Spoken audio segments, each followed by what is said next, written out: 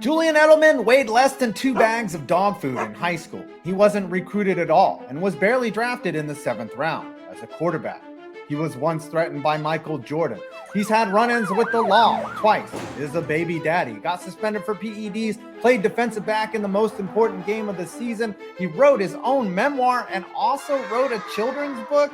He's been nominated for an Emmy and made one of the most incredible, unlikely catches in the Super Bowl. This is the most improbable story in NFL history. It's coming up right after this.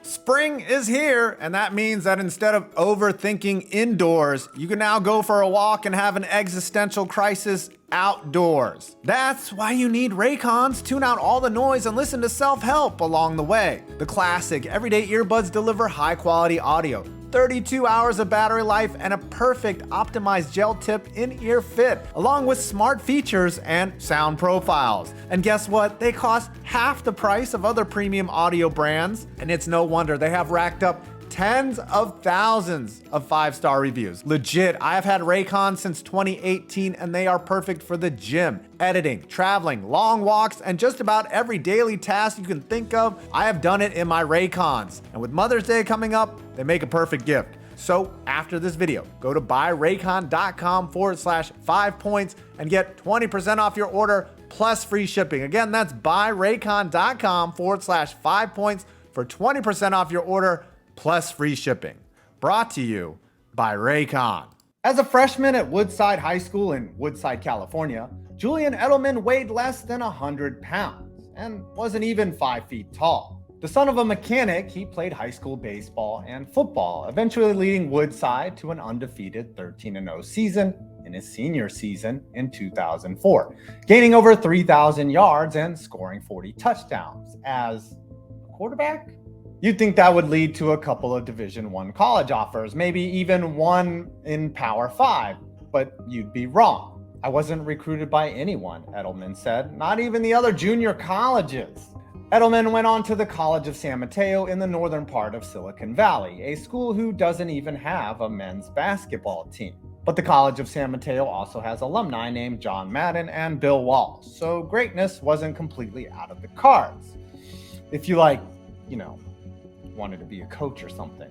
There he threw for 1,312 yards and 14 touchdowns and rushed for a school record 1,253 yards and 17 touchdowns in his first year. When his freshman season at San Mateo ended, Edelman felt he was ready to play D1. The problem was no D1 schools had interest, except one, the lowly Kent State Golden Flashes, a school known more for a massacre than football.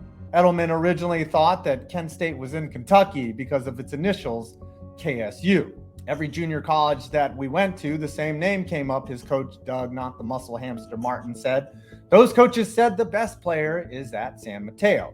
We heard that at 3 or 4 colleges. When we showed up at San Mateo, we found out that his height turned a lot of people off. But if you dug a little deeper by watching the film and talking to the young man, you found out there was something really special there. Due to his good grades, Kent State allowed him to transfer in after only one JUCO season. Shout out to all the JUCO bandits. Martin's Kent State teams ran the spread offense, meaning Edelman's height wasn't as big of a factor at QB. He took the team from a single win, 1-10 record to 6-6. And he was probably the only starting QB in the nation to play on kick and punt return units. It's impressive. But like every guy under 6 feet on a dating site, he wasn't that desired. Hoping to hear his name called in the 2009 NFL draft, Edelman was excited to be picked with the 232nd pick in the draft. Only his name now came with the word wide receiver attached to it. With the 232nd pick, New England has selected Julien Edelman, wide receiver from Kent State. While most of the NFL teams thought Edelman was a wildcat quarterback, the Patriots saw his talent. The BC Lions of the Canadian Football League offered him a 3-year incentive-heavy contract to play QB, but Edelman wanted to play on the big stage. The Patriots didn't need Edelman to come in and be a star. Hell, he was a 7th-round pick, and most didn't even expect him to make the team. The Patriots roster had guys like Randy Moss, Joey Galloway, and another midget white wide receiver, Wes Welker, in front of him. Edelman worked his ass off, made the team, and he started in week 2. As a rookie, he caught 37 passes for 359 yards, but his role in the offense decreased over the next 2 seasons, with Wes Welker at the height of his dominance and the reacquisition of Deion Branch. In 2011, Edelman was used primarily as a kick and punt returner, but that changed during week 10. With the Patriots' secondary thin because of injury, the 5'10" Edelman stepped in to play defensive back and earned his first tackle on defense by stopping the best running back in the league at the time, LaDainian Tomlinson. He played so well that the next week, he played defensive back in nickel and dime situations.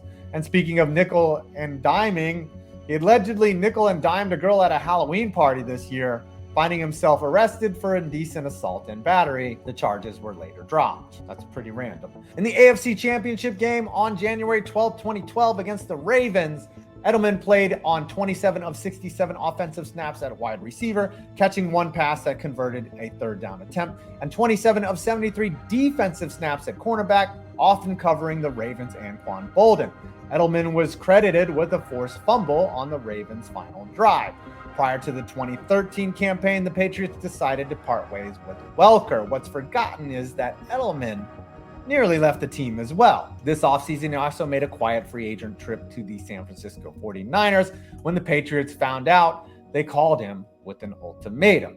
This is the deal. Take it by the end of the day or it's gone, and he took the deal. While not the prototypical X-type receiver like Randy Moss was, Edelman developed himself into the perfect slot security blanket for the best quarterback in NFL history.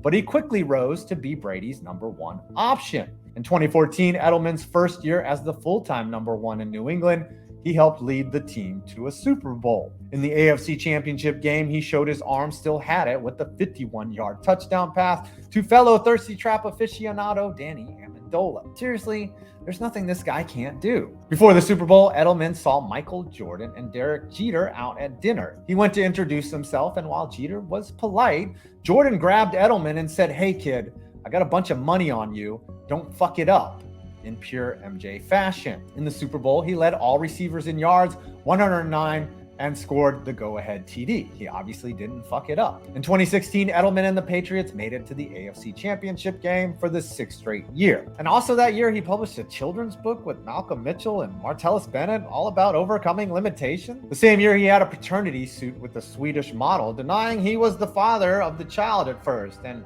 it was not on the birth certificate. But it's his kid. All of Edelman's hard work and his passion for the game, the extra practice and dedication led him to one of the greatest moments of his NFL career. We all know the story of Super Bowl 51.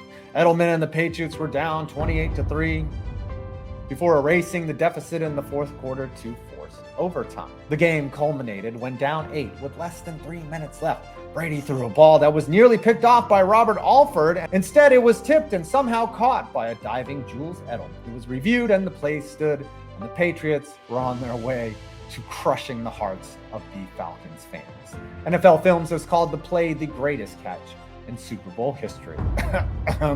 The next year, after signing an extension, he tore his ACL in a preseason game against the Lions. During his time off, he published a memoir titled Relentless. He came back ready to go the next year in 2018, but pissed hot for performance-enhancing drugs. In week 16, he got fined after he got 3 personal fouls in 1 game, highly indicative of roid rage. He helped lead the Patriots to the Super Bowl again that year, and against the Rams, he had 2 long 3rd down catches to help the Pats win the most boring Super Bowl of all time. Because no one really scored and he had 141 yards, he won Super Bowl MVP. And Edelman became the first Jewish football player to be named Super Bowl MVP. But it came with plenty of criticism. No, not because he was Jewish, but because of his PED use. In January 2020, he was charged with vandalism after he jumped on someone's car in Beverly Hills. The charges were later dropped when he just paid off the owner. In 2020, he got hurt again and was put on the IR in November, and there was talk of Edelman being able to return to the Patriots that year, but it never materialized. He would never play another down in the NFL. The work had been done.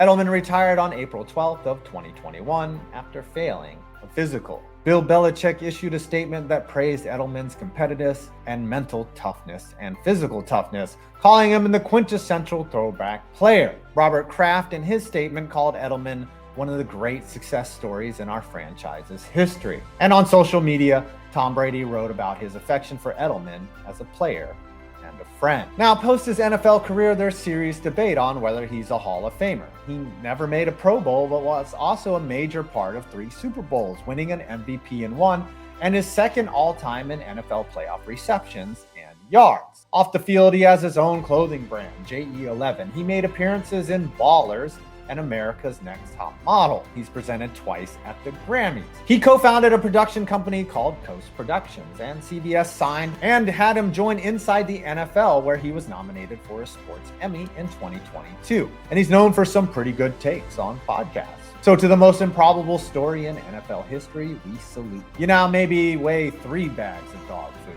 instead of 2.